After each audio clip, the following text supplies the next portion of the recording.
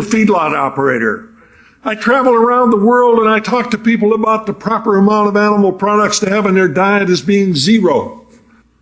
I started talking to people about not eating animals. Talked to them about mad cow disease. They thought I was the one that had holes in my brain because they'd never heard of it.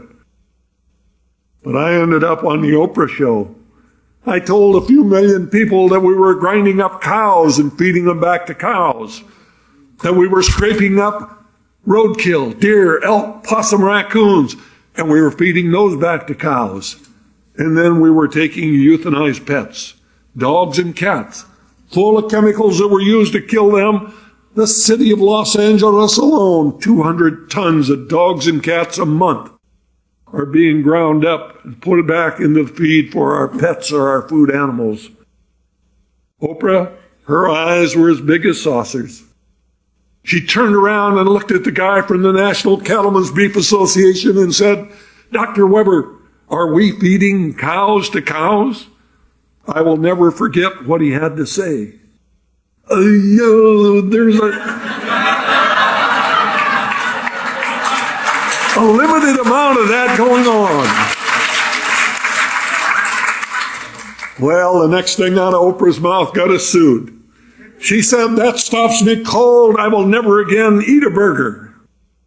They ended up suing us for 6 years. Hundreds of thousands of dollars defending our right to tell the American people the truth. I want you to realize sitting here today that if we don't deal with the truth, if we don't realize the fact that the majority of Americans today are dying from pain inflicted by their fork, we're digging more graves with our fork than any other tool that's out there. When the boat people came to the United States, a little under 300 years ago, we had the deepest, richest topsoil on the face of the earth. In 300 years, we have lost 75% of all of the topsoil that was here.